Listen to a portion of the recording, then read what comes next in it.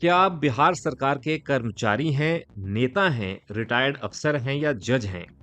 आपके लिए बड़ी खुशखबरी है, क्योंकि अब आपकी और आप पर आश्रित फैमिली मेंबर्स की बीमारी का खर्च आपका नहीं, सरकार का है। जी हाँ, बिहार सरकार एक ऐसी योजना लेकर आई है जिसके बाद अस्पतालों का लाखों का बिल देखकर आपकी धड़कनें नहीं बढ़ेंगी।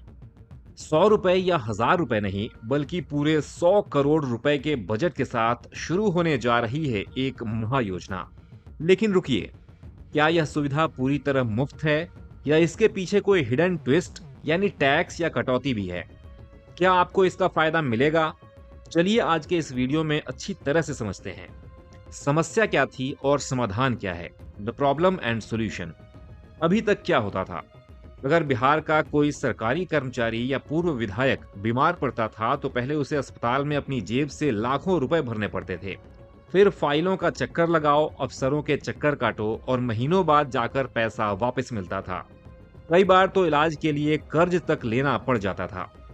इसी सिरदर्द को खत्म करने के लिए बिहार सरकार के स्वास्थ्य विभाग ने जारी किया है एक ऐतिहासिक संकल्प। इस नई योजना का नाम है BGHS, यानी Bihar government health scheme, Bihar सरकार स्वास्थ्य योजना।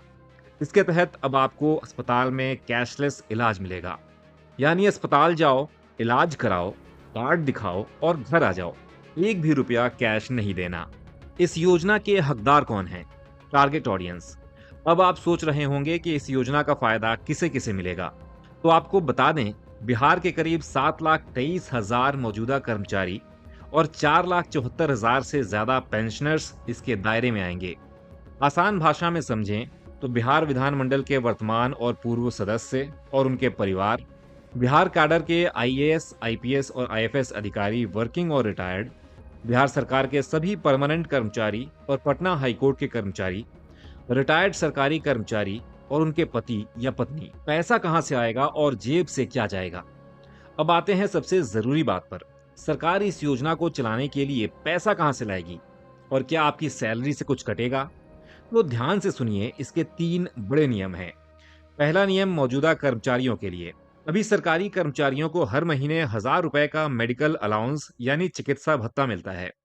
अब इस 1000 रुपए में से 90% यानी 900 रुपए सरकार काट लेगी और इस योजना के फंड में डाल देगी। आपकी जेब में हर महीने सिर्फ 100 रुपए आएंगे, लेकिन बदले में आपको मिलेगा लाखों का कैशलेस इंश्योरेंस। दूसरा नियम पेंशनर्स के लिए। जो लोग रिटायर हो चुके हैं उन्हें इस योजना का मेंबर बनने के लिए अपनी 1 महीने की पेंशन की राशि एक मुश्त जमा करनी होगी। तीसरा नियम सरकार का योगदान। सरकार इस योजना को सुपरफास्ट तरीके से करने के लिए अपनी तरफ से 100 करोड़ रुपए का शुरुआती फंड दे रही है। इलाज कहां होगा और नियम क्या है? आपके मन में सवाल होगा कि इलाज किस अस्पताल में होगा। तो भाइयों, सरकार एक शानदार ऑनलाइन पोर्टल बनाने जा रही है जहां आपको कैशलेस कार्ड मिलेगा। इस कार्ड को लेकर आप सभी सरकारी अस्पतालों में, बिहार सरकार द्वारा लिस्टेड प्राइवेट अस्पतालों में, केंद्र सरकार के CGHS स्कीम के तहत लिस्टेड अस्पतालों में कैशलेस इलाज करा सकते हैं। दोस्तों, अगर आप कैशलेस अस्पतालों की लिस्ट देखना चाहते हैं तो कमेंट बॉक्स में लिस्ट टाइप करें, मैं वो लिस्ट आपके साथ शेयर कर दूंगा। सावधान रहें, अगर आप किसी ऐसे प्राइवेट अस्पताल में जाते हैं जो सरकार की लिस्ट में नहीं है तो कैशलेस सुविधा नहीं मिलेगी। वहां पुराना नियम ही लागू होगा, यानी पहले अपनी जेब से पैसे भरो, फिर बाद में क्लेम करो। क्या यह योजना अनिवार्य है? सबसे अच्छी बात यह है कि सरकार ने इसे ऐच्छिक यानी ऑप्शनल रखा है, यानी अगर आप इस योजना में शामिल नहीं होना चाहते तो आपके पास मना करने का विकल्प होगा। भविष्य में आप इससे अलग भी हो सकते हैं।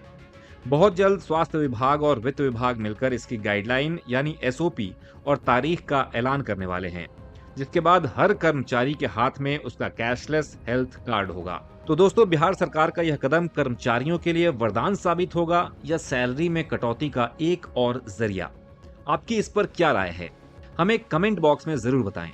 अगर आप बिहार सरकार के कर्मचारी हैं तो इस वीडियो को अपने साथियों और WhatsApp ग्रुप में फटाफट शेयर कर दीजिए ताकि सब तक यह जानकारी पहुंच जाए। वीडियो को लाइक और चैनल को सब्सक्राइब करना मत भूलिएगा। मिलते हैं अगले वीडियो में। जय हिंद।